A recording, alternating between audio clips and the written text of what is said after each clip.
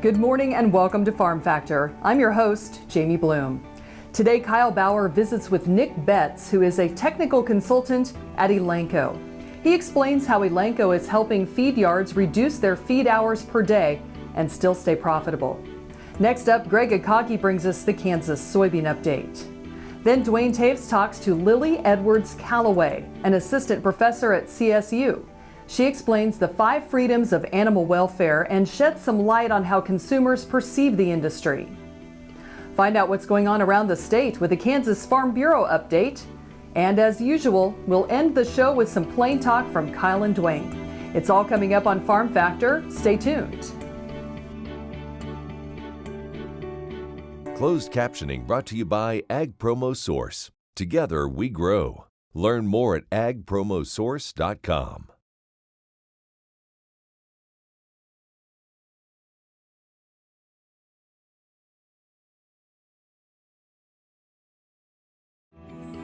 This segment brought to you by Kansas Wheat. Learn more at rediscoverwheat.org.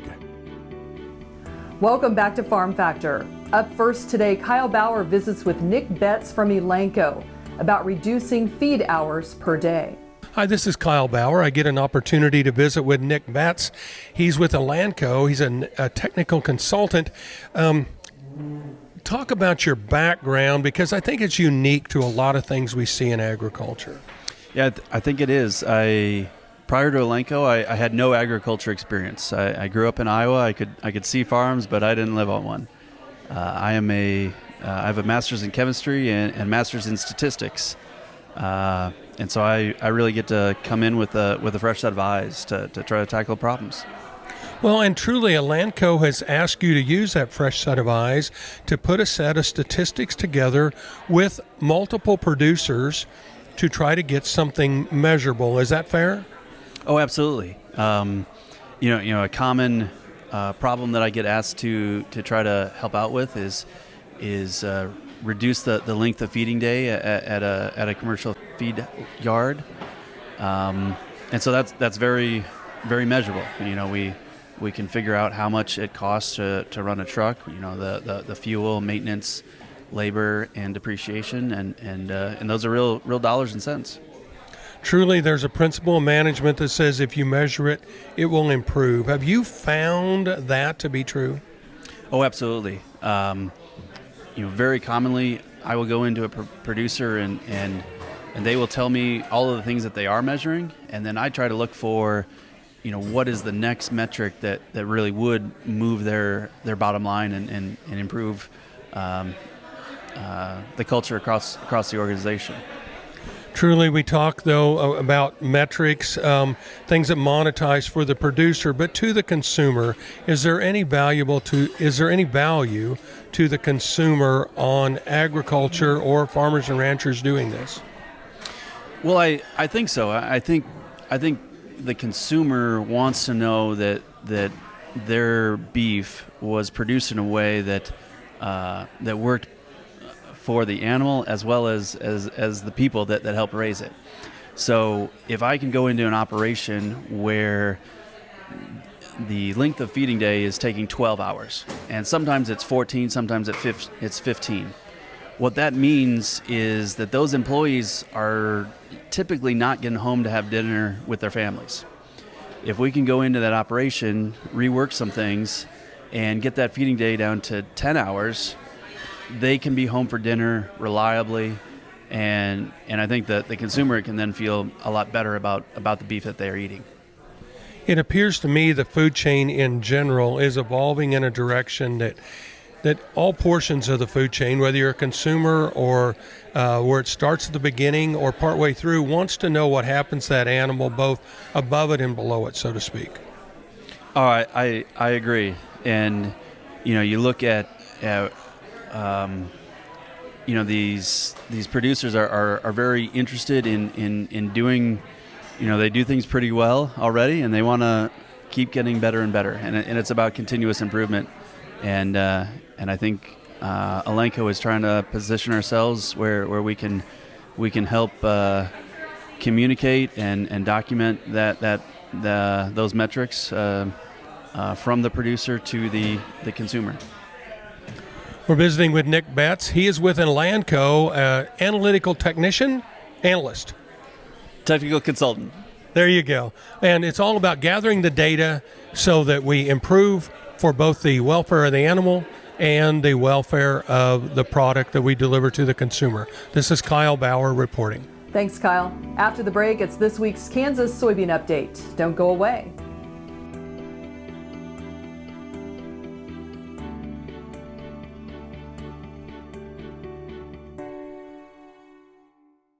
Kansas Farm Bureau has served farm families in rural Kansas for more than 100 years. We're pleased to offer new health care coverage choices for Kansans in 2020 through Kansas Farm Bureau Health Plans. No matter what stage of life you're in, we'll have options that fit your lifestyle. Plus, our network of providers is one of the largest available throughout the state of Kansas and beyond. For more information, including the different plans available, or to get a quote, visit kfbhealthplans.com.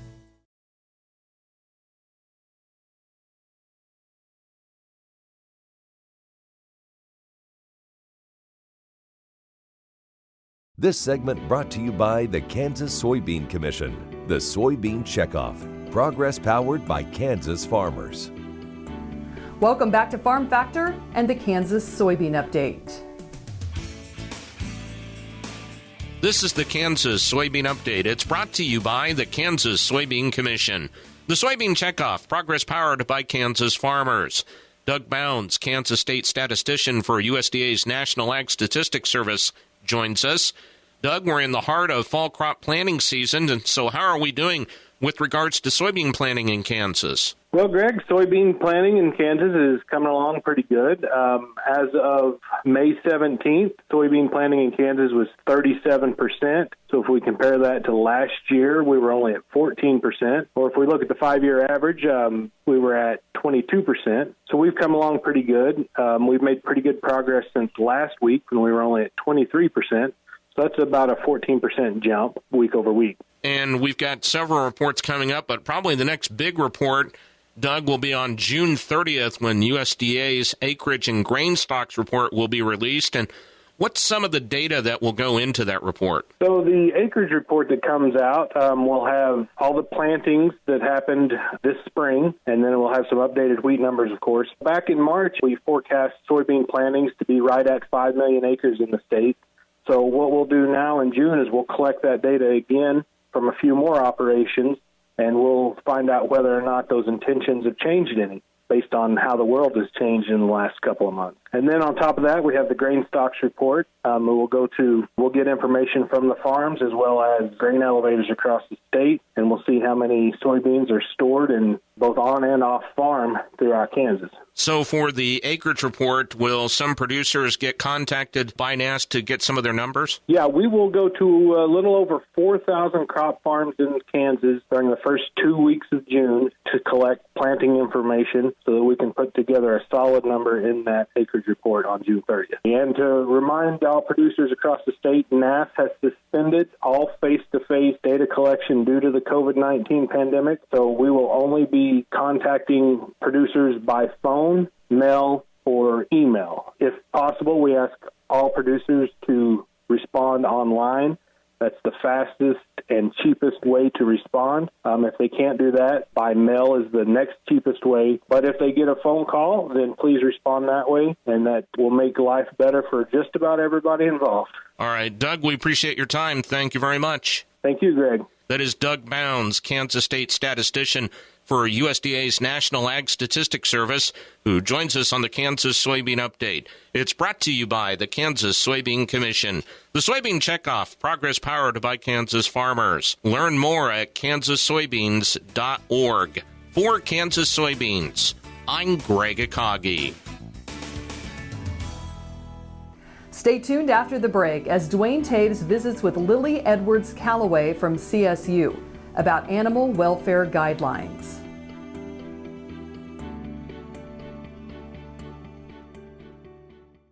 At Farm Credit, we partner with America's farmers who work hard each and every day to grow the food that we all enjoy. It's not an easy task, but it's an important one. Farm Credit is proud to work with farmers and ranchers, lending support in rural America. What if U.S. soybean meal were more than a commodity? If seed companies and the soybean checkoff built a better variety? That future is here. The time is now. To meet end-user demands, the soybean checkoff is investing in the compositional quality of soybeans, including meal. A message from the Kansas Soybean Commission, the Soybean Checkoff, progress powered by Kansas farmers. Sure Crop Fertilizers was started by my father, Don Sherman, and my mother, Shirley Sherman.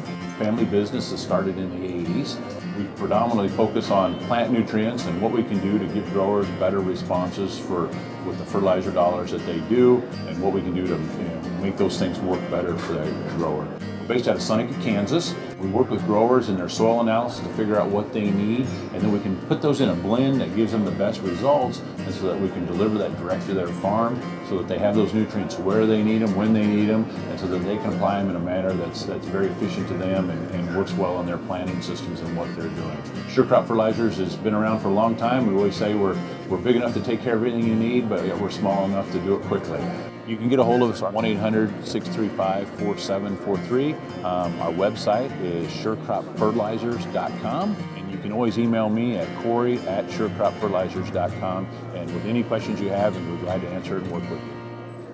This segment brought to you by Sure Crop, liquid crop nutrition delivered right to your farm.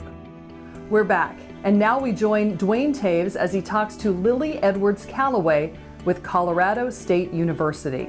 Duane Toews joining him once again here on Ag AM in Kansas, and an opportunity to catch up with Dr. Lily Edwards-Callaway, talking about one of the more pressing issues within the industry of agriculture in general, particularly in the livestock industries, animal welfare, and I had an opportunity to talk with producers recently about some perspectives on why it's important and how it's viewed from outside the industry. Tell us a little about that. Okay, so thank you for being here. Animal welfare, I think, is foundational to what we do when we raise cattle, right? And so I think seeing the audience today, I asked the question, what does animal welfare mean to you? And I heard quality of life, humane treatment, making sure we care for the animals to the best of our ability. And so I think it's foundational to what we do. And I just shared the kind of more science side to it. We're thinking about the presentation, talking about 5 freedoms, I think is one of the key points that the presentation had that kind of brings some clarity, I guess, for some people. Yeah, so the 5 freedoms have been around for a long time. 1979 is when they were codified. And so a lot of industries have taken those to be kind of foundational to their animal welfare programs. Freedom from hunger and thirst, freedom from discomfort, freedom from pain, injury, and disease, freedom to perform natural behavior, and freedom from fear and distress. That was like a test. So I think if we think about all those things, it's nothing that we wouldn't consider that we'd want to provide to an animal. And so I think just, food for thought, it's a way to kind of think about maybe a little more formally some of the practices that we have. Realities you kind of referenced, and we take it tongue-in-cheek, but a comfortable animal is going to be more productive. There's some myth and misperception, certainly maybe from those outside of agriculture that don't understand that concept. Yeah, so I think when we think about what's included in good animal welfare, performance and growth and reproductive success is certainly a component of that. It's the basic health and function of the animal has to be there for them to be in a production setting. I think the other things that are important that maybe we could focus on a little bit more are affective states. So that would be the mental state of the animal, and natural living, so the ability of the animal to perform natural behaviors. So to your point, generally if they're able to do all those things, then their balance and their physical and mental state is probably going to be pretty good. Other issues that you see working with producers or for consumers that have cropped up in the recent past? So I think the one that probably in terms of cattle production that's being talked about fairly currently is pain mitigation for painful procedures. So I think generally people can accept that some of the husbandry procedures that we have to do, they understand why we have to do them if we explain it. But I think they also understand, as we do, that they're painful. And so maybe there's something that we could do to kind of mitigate some of that pain with some of those procedures. Certainly, we think about as we evolve and progress, we operate differently now than what some producers had or grandparents maybe had done it. And we continue to learn and evolve in the industry. Yeah, I mean, I think cattle sector is always evolving, animal welfare science is always evolving. And so I think sometimes people get frustrated because they're like, well, this is the topic now, what's going to be next? And I would say there's always going to be a next, right? That's what life is. It's a cycle, and we keep trying to get better, and the topics change. So I think that's just a natural part of life that is what we're here to do. Our thanks to Dr. Lily Edwards-Callaway joining us on Ag AM in Kansas. Jamie, we'll send it back to you. Thanks, Duane. Come back after the break for the Kansas Farm Bureau update.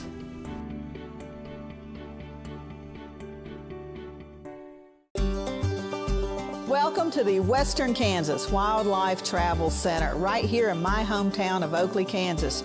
We're the front door of Western Kansas, located on 3 main highways, I-70, US 83, and US 40. And all those roads lead to history, beautiful scenery, and adventure, no matter which direction you go. We now have an IHOP. That brand that you've trusted up and down the road in all your travels is staffed with local folks, real people just like you and me, and we're waiting on you to join us. So for fun, adventure, fuel up, fuel your body, and let's have some fun.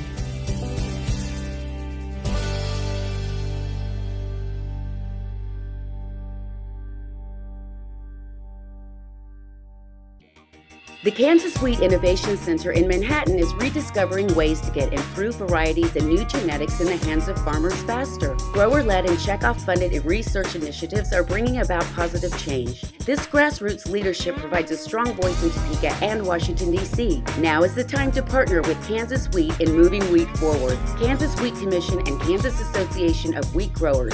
Farmers investing in their future and yours. Log on to rediscoverwheat.org. This segment brought to you by Kansas Farm Bureau, the voice of agriculture. To join today or for more information, go to kfb.org or find us on Facebook and Twitter. Welcome back to Farm Factor and the Kansas Farm Bureau update.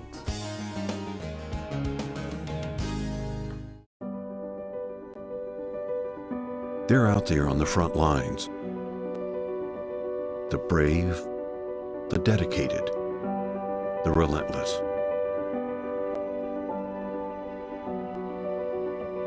But there's another front line.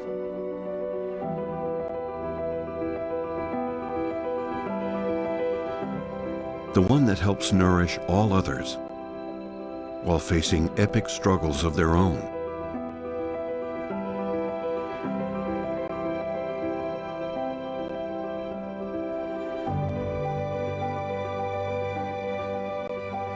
So in this season of uncertainty, a few things remain certain. The rain will fall,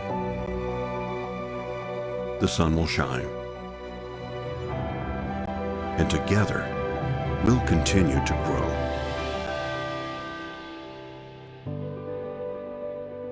Stay with us. We'll be back after the break with Plain Talk. Watch Ag AM in Kansas online at agaminkansas.com. Kansas Corn reminds you that E15 fuel is the right choice for every kind of driver. For the car enthusiast, E15 has higher octane. For the thrifty driver, E15 is priced lower than regular unleaded. For the nature lover, E15 provides cleaner air. For the shopper who buys local, E15 has more ethanol from our Kansas corn farms. Choose E15 for a higher octane, lower price, cleaner American fuel. Message from the Kansas Corn Commission. Learn more at kscorn.com. Highways 40, 83, and I-70 come together right here in Oakley. Roads that lead to businesses, to magnificent rock formations, to scenic vistas, to places where legends were made. Roads that lead us home. Discover Oakley, the gateway to Western Kansas. I'm Bob Swartz, and I've devoted the last 43 years to helping Kansans reach their retirement goals and to protect the family farm. At Bob Swartz Financial, we believe everyone should be able to live the retirement they've always dreamed of. Our team of professionals can help you create an efficient strategy using a variety of investment vehicles to help you address your financial needs and your concerns. Bob Swartz Financial, values, commitment, and transparency. Valley Vet Supply is devoted to providing information and professional quality products at reasonable prices. Valley Vet Supply. This segment brought to you by Kansas Corn. Learn more at kscorn.com. Welcome back. Now let's see what Kyle and Duane are up to on Plain Talk. Hi, this is Kyle Bauer with Plain Talk, with the guy who always says bureaucracy in any organization is nothing more than hardening of the arteries. Duane Toews. Oh, and some arteries are harder than others. You know, though, most people do like a rut. They like to get in the rut and stay in the rut. And anytime somebody gets out of the rut, they like to slap them back into the rut. I was associated with someone that was in an organization recently. Was it an organization or association? Because you're associated with someone in an association. No, it was an organization. Okay. And I got to hear parts and pieces, but the majority of the inner workings of what was going on. And I was beyond frustrated. I mean, I would have been if it had been me sitting in that chair, I'd probably would have bowed out. I mean, I would have just walked away because I was frustrated, and I was listening. Just listening, I was getting upset and frustrated. Well, was it because of bureaucracy? And it was kind of a bureaucratic, let's not think of anything new. Let's not focus on moving forward. Let's be happy with status quo. Well, maybe the person that was thinking of something new, though, it wasn't a very good idea. Well, not all new ideas are good. Right, exactly. But you have to have a vision and a thought process to move down the road. I've had a theory, though, over the years that a new manager should not make any changes for several months.